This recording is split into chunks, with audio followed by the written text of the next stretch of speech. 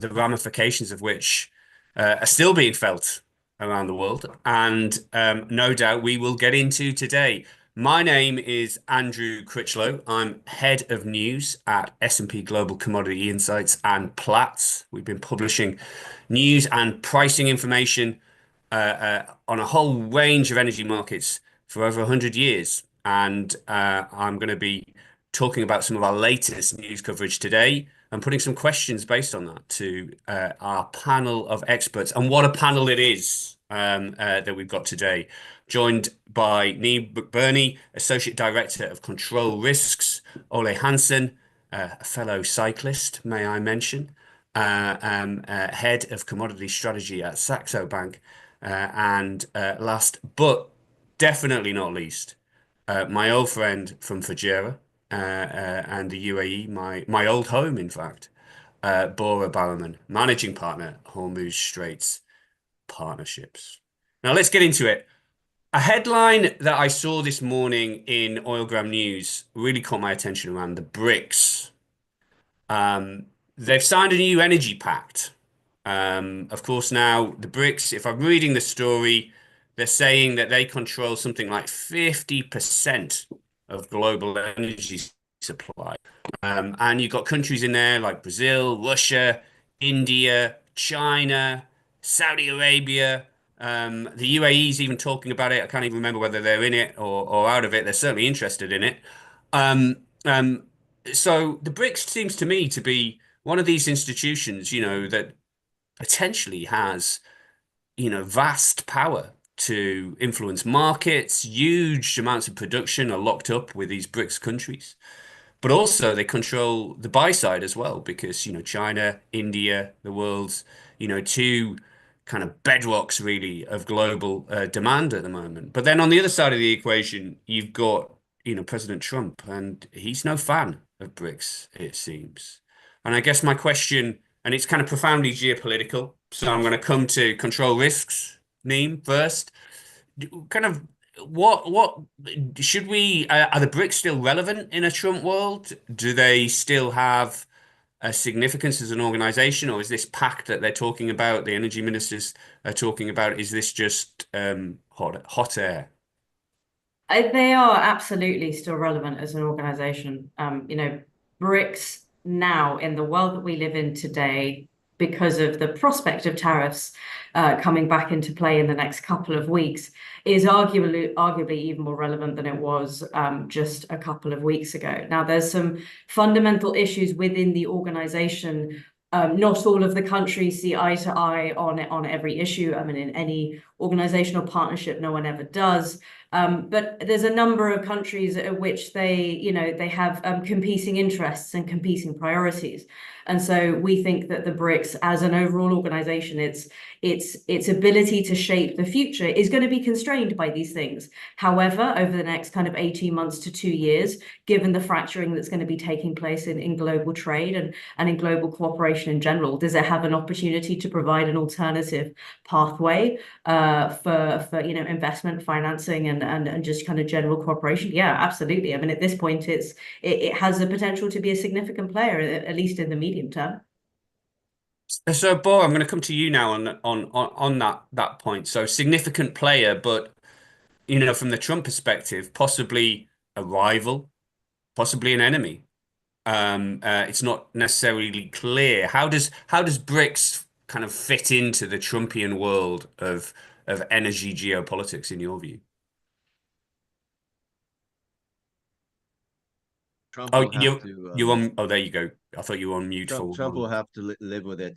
Trump will have to live with it because for the countries that are interested in BRICS, they're interested in actually trade flows. They're interested in financial flows. They're interested in building infrastructure and raising investment. In my opinion, it's the at the minimum a trading platform that's going to be a alternative to Swift, and it's rules based and predictable. So the American dominated platforms are no longer rules based. right? They're executive order based. So it's very difficult for the growing economies of Asia to live with that. I think even India would not view the Trump paradigm as a model of lifting their 1.4 billion people into prosperity. They have a prickly neighbor, powerful neighbor next door, but at the end of the day, they can see that they've got the technology and they've got the infrastructure that no amount of USAID would ever get them. So they've got the infrastructure, they've got the power. Um, a lot of what I see with the BRICS and how this has developed, it is fundamentally kind of like a trading block. There's this transactional element to it. Obviously, you have China, India, they are the buy side, the big consuming nations for a whole range of commodities. Then you have countries like Brazil, big producers of commodities, and Russia, of course. Ole, you're in Denmark, which 400 years ago was famous for another trading bloc of countries, the Hansard League, and you're right in the center of what was at the time. No one in the 16th century thought the Hansard League would come to an end. No one thought that it would. It set the economic pace for Northern Europe. It was a huge trading bloc, defined everything. Um, do you think there are any parallels? Because no one talks about the Hansard League today, or is BRICS an end of history?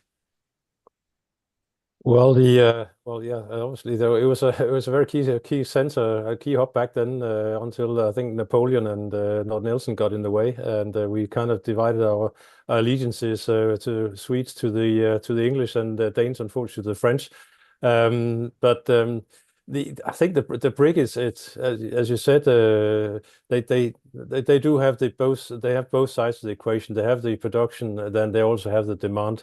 And I think the main issues is really whether we're going to see any change away from payments in dollars, because ultimately that it really is what could have a significant impact on the global trading mechanism. It could have a potentially profound impact on the US as well. Obviously, they need a weaker dollar, but at the same time, they also need the dollars to flush around to buy US government bonds in the other direction. So that potentially could be the biggest disruption if they move away from the dollar. But as you say as well, Andy, there's a lot of locked up energy on the ground, which I'm sure many of these producers will be quite desperate to get out of the ground fairly quickly, not knowing how the energy situation looks like in 20, 30 years from now.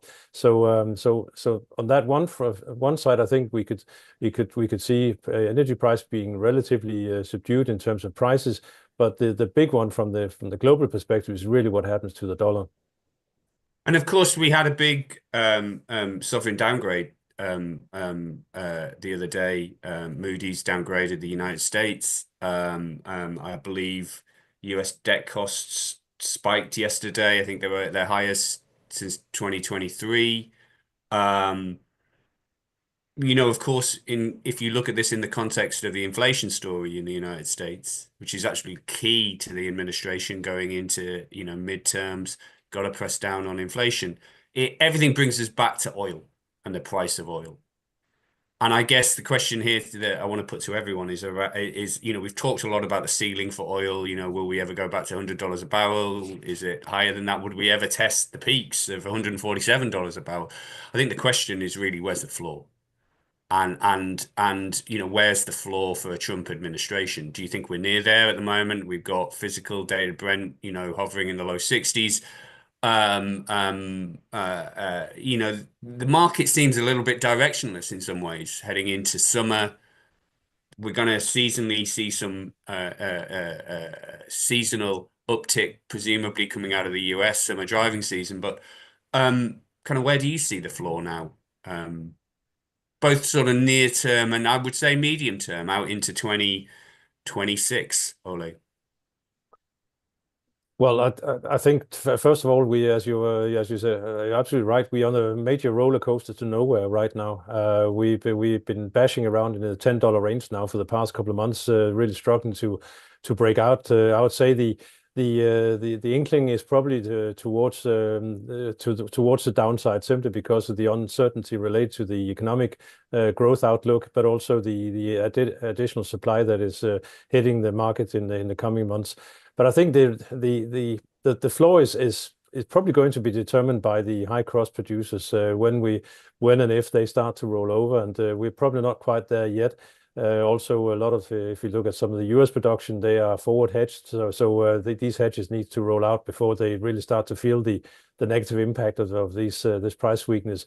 But I think if we are any four handle, I think on oil is could be quite significantly impacting production over time. So that's really where I see the floor. But generally, I think the kind of range we established in Brent already, I would be a little bit surprised to see it move much below that. I think also Trump is talking down prices, but he's also being whispered in his ear from his oil industry that they cannot cope with prices much lower than what we have seen already.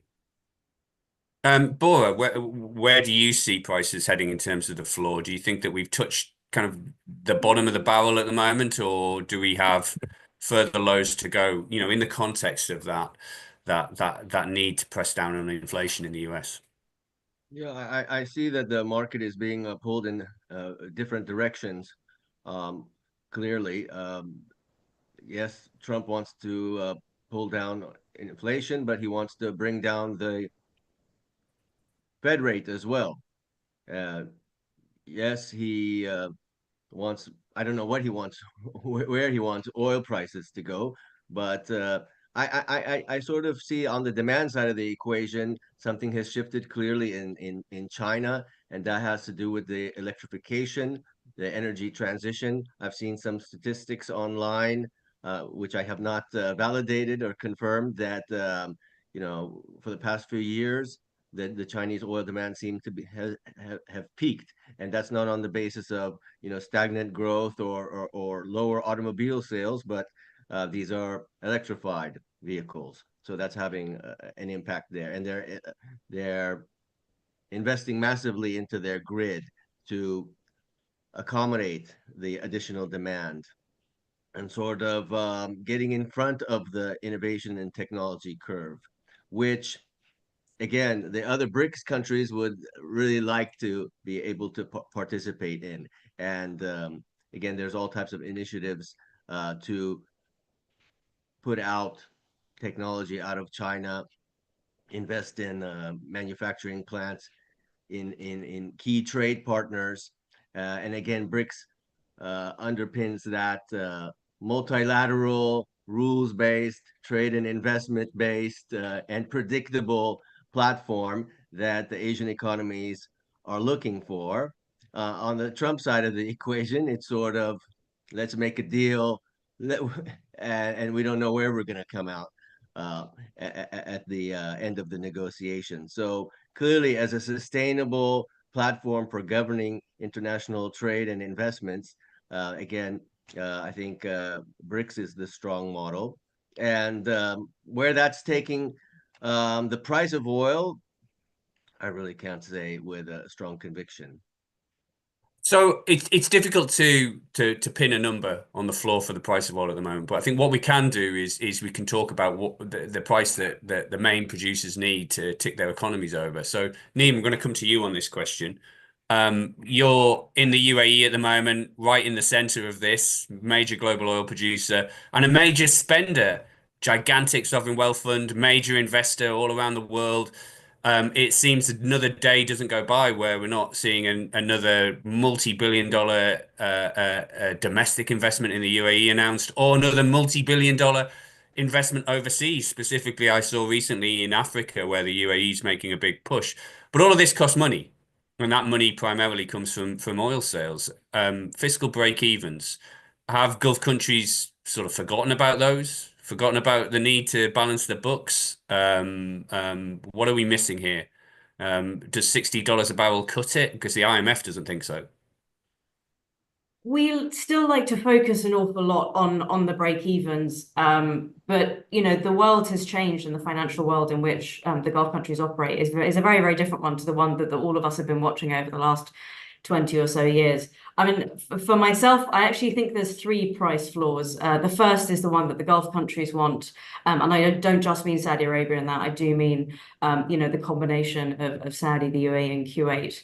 I think there's a point for all of them. There's a mean for all of them. The second one is the one that Trump wants, and the third one is the one that US high cost producers want. And to Ole's point, we've been swinging, there's been a $10 swing over the last couple of months. I think that's what the market's trying to figure out is that which of those does it prefer and where should it sit? But to your question of what's the Gulf producers preferred price and how does this relate to the break even? I mean, we have the Gulf countries are, Saudi Arabia is fundamentally overhauling its economy. The diversification effort in the UAE is very, very healthy and is steadily underway, and it's entering what it calls it's kind of the next wave of its own industrial revolution. The amount of sovereign debt that these countries have is, well, Saudi Arabia's is going to increase this year, but these are not the same countries as they were 20 years ago that basically couldn't issue sovereign debt, or Saudi Arabia, if it did, had an enormous burden that it was desperately trying to pay off. There are new fiscal policy making mechanisms in place. Policymakers are an awful lot more astute about managing the books more effectively. In the UAE, you've seen a really interesting dynamic emerging between the center of Abu Dhabi and then the periphery, the other 6 Emirates, or really the other 5 Emirates, and a changing relationship there, which means the way that money is spread around means that a lot more of the wealth has been shared. But to your point of the scale of the UAE's sovereign wealth funds, there is a huge amount of wealth concentrated in Abu Dhabi, which allows the capital to be able to lever all of this financial heft and all the let's talk a little bit more about that as well, because the wealth that is generated by Abu Dhabi, a lot of that is historically around oil. But I think that something we probably don't talk enough about at the moment is domestic demand in the Gulf. One of the things I find interesting in the UAE, for example, if you look at population statistics, 2022, 2021. I think I read somewhere that there was something like 40,000 Russian nationals living in the UAE. I've heard estimates, speaking to contacts, market sources, that could be up to 700,000 Russian nationals now living in the UAE. That's a much bigger population. And I'm sure, you don't need to look very far in broader media to see that the population of the UAE has obviously grown significantly. In the last few years. It's a very popular destination. We see a lot around attracting wealth from around the world. That's all demand for transport fuels, for example, demand for more power and electricity. Of course, you have the nuclear power plant there. We're seeing signs from Saudi Arabia at the moment that you're going to see higher domestic demand this year. I mean, has the market, does the market really factor in domestic demand for energy, for transport fuels in the Gulf as much as they should do? I mean, it does in general. One of the things that has changed in the Gulf in general, but specifically in the UAE, is what the energy supply is made up of, that is feeding that demand. So, for example, and I'll speak to the UAE just briefly because I know it best. As you said, we have the nuclear power plant. We have all 4 reactors at Barakah now up and running as of 18 months ago.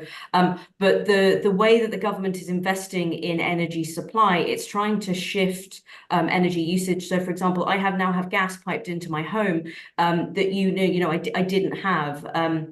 It's trying to encourage consumers to use different types of fuels. Electric vehicles and hybrids are an awful lot more popular here now. The number has exploded, particularly because of reasonably priced Chinese supply. Tesla is also very, very popular. But the way that people, and I've seen this in Saudi Arabia as well, the way that people are using energy in this region is changing, and is changing very, very quickly.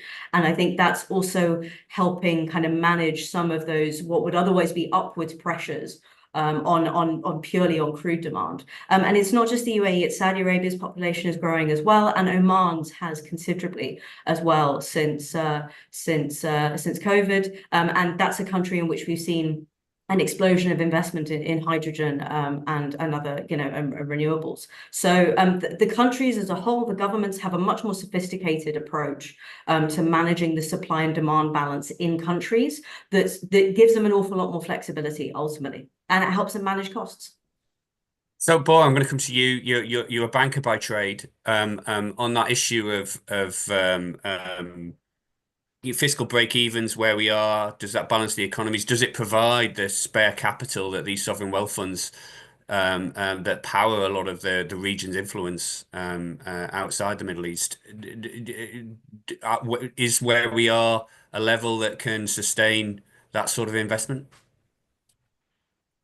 Look, markets are very sentiment driven, and the current sentiment is that the Gulf is very much credit worthy. Credit worthy is a relative concept, as we've seen with the recent downgrade of the United States by Moody's, and these downgrades are sorry, that downgrade, of course, was a lagging indicator. You can't say that these people were ever ahead of the curve, but it's an indicator. So in this world of uncertainty, the Gulf looks like a kind of a bedrock of relative stability, although I would say they are surrounded by a kind of a ring of fire. In a ring of That fire, a sea of turmoil, absolutely. We're Yes, just going to quickly and go to our survey. So, what impact would a Russia-Ukraine ceasefire have on oil markets? Bullish, bearish, or no impact? Of course, there was a very important phone call overnight between President Donald Trump and Vladimir Putin. Doesn't seem like we got that much progress there. But Ole, I'm going to come to you on this now. There's a story that's kind of connected to this to do with a tanker, a Greek tanker that has been seized by the Russians in the Baltic Sea. And things kind of got a little bit hot last week in this area. Of course, a lot of scrutiny at the moment over the grey tanker fleet, how Russian oil sanctioned resources getting into some of these markets, bypassing the various mechanisms that have been put in place. You're sat pretty close to where all this action is happening. We've seen a calming in the Red Sea. Has the geopolitical risk on the water shifted now to some of these Russian ports and a closer scrutiny of sanctioned vessels? Well, I think it could be a part of a next leg if these negotiations yield nothing, because then there is obviously talk already that Europe will try to tighten the screws even more, and then yes, these shipping lanes are incredibly important to Russia. They are sailing through the Danish Straits on a regular basis, so there's obviously it's very narrow, it's relatively easy to see what's monitoring what's going on. So yeah, it is a bit of a hot spot. Also, we have the three small Baltic countries obviously feeling threatened at the same time. So it's an area where there is some contentions. We've seen obviously Sweden and Finland join NATO as well. That has probably upped the game a bit as well. So really important to see how these trade negotiations, the ceasefire negotiations, they unfold in the coming days. Neem, I'll come back to you on this. That sort of has the political risk spectrum sort of shifted north to the Baltic and some of these Russian ports away from the Red Sea now? Yes and no, and I unhelpfully want to cite data that I don't have to hand that's suggesting, actually, I think it was, I know, you know what, Andy, it was the graphic that you guys put out yesterday. That's what I'm thinking of, citing an increased movement of ships through the Red Sea because the maritime risk has mildly abated, and I think mild might even be too strong a word, but the risk now is in the air. The Houthis are continuing to target Israel, and obviously there's an indirect risk, very indirect, but a risk nonetheless to ships. So it's the nature of the risk has changed slightly. Does that mean that we're back to full operations? Absolutely not. I think really it's just a matter of time before the Houthis try and do something else that it's a very useful lever for them to pull. disrupting the Red Sea when it comes to trying to, well, they're not even really trying to end the war, the civil war that's ongoing. It's a useful lever politically and militarily against Saudi Arabia specifically, not least the US. So I mean, for now things are better if more ships can travel through, as it does suggest. Although I mean, Lloyd's of London is still holding this as a pretty high risk area, and it's not going to be until the insurance market shifts its attitude towards the Red Sea that we'll see a real comfort level in the market, in the maritime market with that. So it's improved, but really it's wait and see. It could get worse. But I suppose we'll all take it while we can. Perversely, we could be on the brink of though, another major volatility event that could be the product of actually of peace, of some of these deals that the US administration is trying to work out actually coming off. If you see a scenario going forward where we have some sort of peace deal with Ukraine, obviously attached to that, you would expect that Russia is trying to negotiate a complete blanket lifting of sanctions globally in some way. Could you then foresee that the pins drop in the right way for some kind of nuclear deal with Iran? And before you go very far, you get you can kind of see light at the end of the tunnel. But at the other end of that, you're going to get a lot of volatility. It's going to shift markets, and it kind of comes back to our question around bullish, bearish, neutral for prices, and whether how that would impact a Putin-Trump deal. Ole, how do you see that? Would you see a lot of volatility coming from this in the opposite direction? Well, I wrote in I said neutral in the survey, but I think that short term it will undoubtedly be slightly bearish, simply because the market will use this as a potential for increased flows or better flows. But at the same time, it's just going to be a redirection of flows. We saw that every time sanction was implied, it took a little bit of time for the global trade to figure it out, and then the things will return to relative calm. And that's what we've seen as well with the sanctions, that it's being circumvented. Buyers find supplies elsewhere. This whole thing will obviously be uprooted, and if there's suddenly shorter transport routes, that means there will be less time spent at sea. That will mean more supply in the short term. But I think overall, I see it as neutral, because I don't see Russia becoming a increase in their production, not as long as they're part of OPEC Plus at least. And as I said, I think gas price could probably be the one that no, I didn't say that here. That was a different form. Gas price, I think, probably could be the one that suffers the biggest retreat, especially in Europe and Asia. So we come back to the start of the debate, really, which is about where's the floor in oil, and it could be significantly lower than where we are now. If we get all these deals coming off, certainly before the midterm elections. I guess another story that caught my eye, and just before we finish, and I guess this kind of feeds into the broad theme of what we've been talking about, the geopolitics of oil.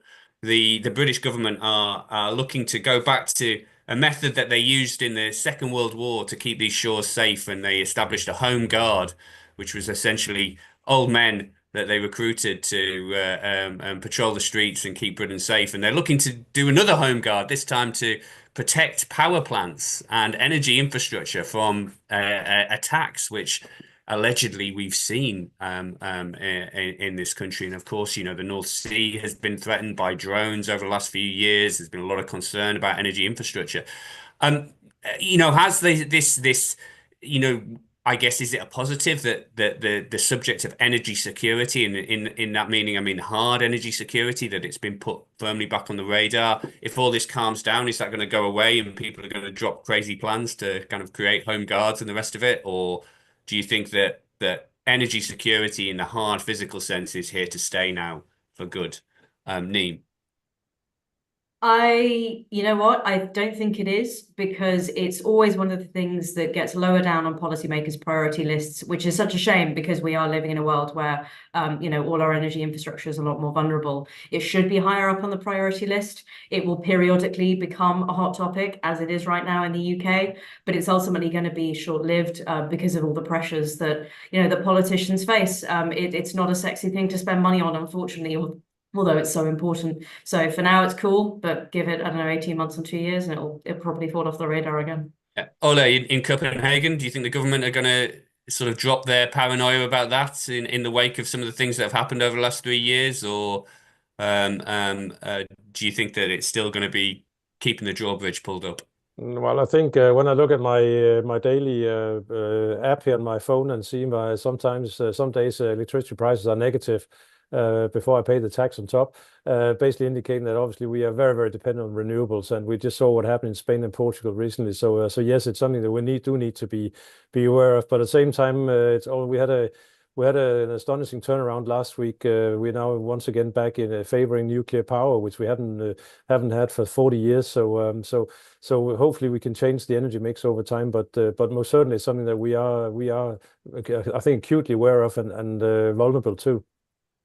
Bora, in your experience, and of course, I think you were based in Fujairah when they had a few problems with this sort of thing. So, do you see that subject of hard energy security going away, or here to stay for good?